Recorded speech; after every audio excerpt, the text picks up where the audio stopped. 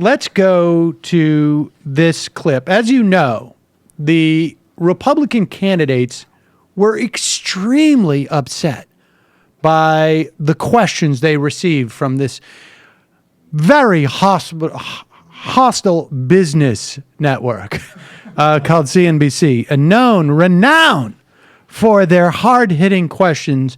They were just, there wasn't, just to remind you, there was not a single question as to what Jesus had told any of the candidates. And just the absence of that, I think, shows how godless their line of questioning was. But Megyn Kelly from the Fox network, the bastion of liberalism in this country, had this to say about those Republican candidates supposedly at the adults debate last week. So now they're banding together to try to get the networks to make sure, you tell the audience, Chris, how hot do they want it in the debate hall? 67 degrees. That needs to be in a contract. They want all the candidates to receive similarly substantive questions. No so-called lightning rounds of questioning. Approval of any on-screen graphics aired during the debate. Oh, yeah, that's going to happen. The network should commit that they will not ask hand-raising questions, yes or no questions, allow candidate-to-candidate questions, and then maybe like a foot massage or like a little, No brown M&Ms. Really? No brown M&Ms. Get all the brown M&Ms out of the bowl. Look, this is a negotiating position that the candidates were thinking about engaging in. And then as they got closer to the process of actually submitting the letter, candidates start peeling off because they have different interests. If you're Donald Trump... Fiorina never took part. She was like, I'll debate anybody anywhere, and I don't care how cold it is, and I don't care what my green room looks like. Christie said, just give me a podium and let us go. So they're bailing. So there you have it. There you have it. Even Megyn Kelly is mocking these Republicans. Now, Megyn Kelly, in that clip that we just played, said that Chris Christie, he just wants a podium and that's it. Although you'll recall that before the last debate, Chris Christie was complaining that his green room was just a room with a toilet. And Chris Christie, obviously very sensitive to the idea that he could be spending an extended period of time in a room with just a toilet, a federal penitentiary. And so that essentially, I guess, made him very anxious. But here is that letter that we have heard so much about that comes from the Republican candidates. Now, Donald Trump has already announced that he's going to negotiate directly with the networks because, of course, he's a big boy and the other ones are not big boys or girls, and he's going to do it. It's so hilarious to me. But here are the things that the networks supposedly have to pledge: to have no lightning round, to allow no candidate-to-candidate questioning, to not allow props or pledges by the candidates, to have no reaction shots of members of the audience or moderators during the debates.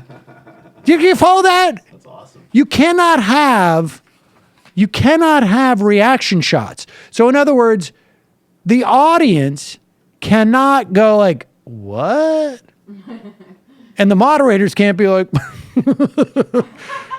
Which, of course, is inevitable during a Republican debate. They can't show an empty podium after a break or describe how far away the bathrooms are so that in case one of these Republicans get lost.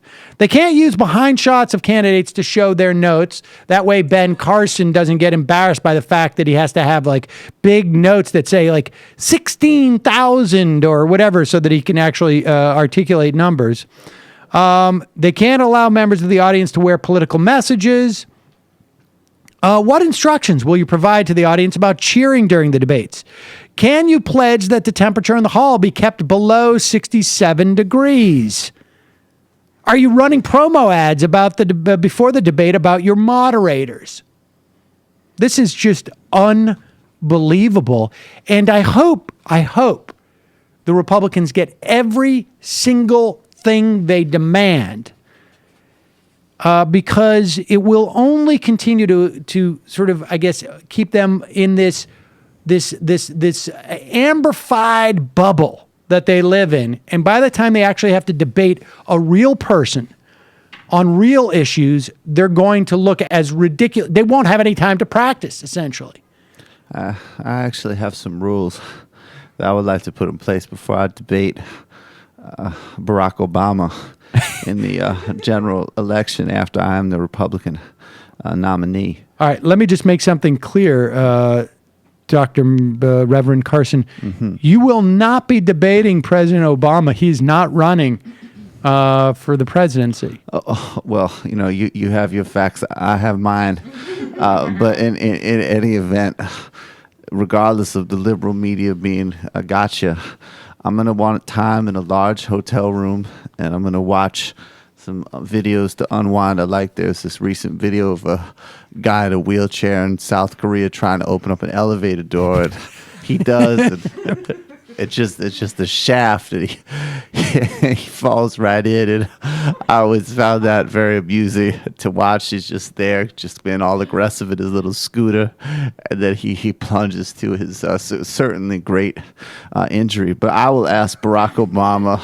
Now, wait a second. Just to be clear, that is one of your demands, that you have a pre-debate showing of a YouTube video of a Korean gentleman almost falling into an elevator shaft? Not almost. He actually does. That's where the real comedic payoff comes in. All right. And then I would want a menu of various supplements and health formulas for me that I've gotten from various companies that I'm not associated with throughout the years. And then when I debate Barack Obama, I would like direct questions from him. So I would pose him a question and he would have to say yes. So as an example, I would say, are you secretly a Muslim? And he would be mandated by the rules of the debate to say, yes, I am. Okay. And I think that would be a fair debate. Let me just be clear on what you're saying. That you're saying that you're insisting that you debate Barack Obama, and you're insisting as part of the debate rules that you get the opportunity to ask him a question, and you're also insisting as part of the debate rules that he has to pledge to answer in the affirmative. That's affirmative to every question you pose. That's correct. For too long, the politically correct agenda has said that a conservative cannot ask a question or have speech in the public square, and then when we do ask a question, it's deflected through lies and even death threats of people coming after your livelihood. Like, as an example, when I said that a gum company out of Michigan that was a multi-level marketing firm could cure AIDS, people came at it. They said that was unethical, even though I was exercising my rights of free speech. So I would like Barack Obama to look at him and say, you would like to model your model of government off of Mein Kampf, and then he would say, yes, I am, or yes, I have. I mean, he could say yes in a variety of different manners. Okay. All right. Well, we're going to have to, we will take note of that, I guess. Oh, so you're cutting me off now. Okay. That's right. I guess that's how it goes with the liberal press.